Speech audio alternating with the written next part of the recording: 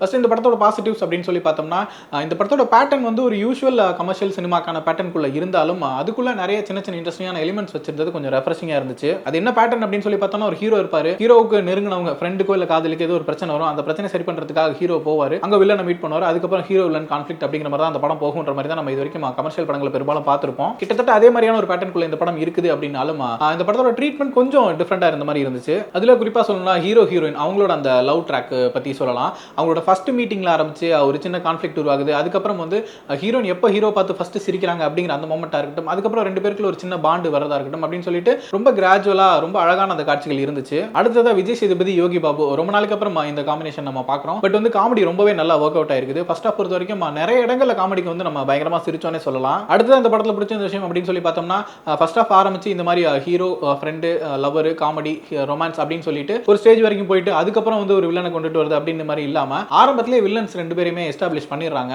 நம்ம Bablu Prithviraj and Avinash KGF Avinash இவங்க ரெண்டு பேரும் தான் வந்து வில்லன்ஸா பண்ணிருக்காங்க. அவங்களோட கேரக்டர்ஸும் சரி மெயின் கேரக்டர்ஸ் கூட அவங்களுக்கு இருக்க கான்ஃப்ளிக்டையும் சரி படத்தோட ஆரம்பத்துல இருந்தே சின்ன சின்ன காட்சிகள் மூலமா பில்ட் பண்ணி கொண்டுட்டு வரதுனால திடீர்னு ஒரு பிரச்சனை உருவாகிற மாதிரி இல்லாம ஏற்கனவே இருந்துகிட்டு இருந்த பிரச்சனை ஒரு முக்கியமான இடத்துல வெளியில வருது அப்படிங்கிற மாதிரி கொண்டு வந்ததும் கொஞ்சம் இன்ட்ரெஸ்டிங்கா இருந்துச்சு.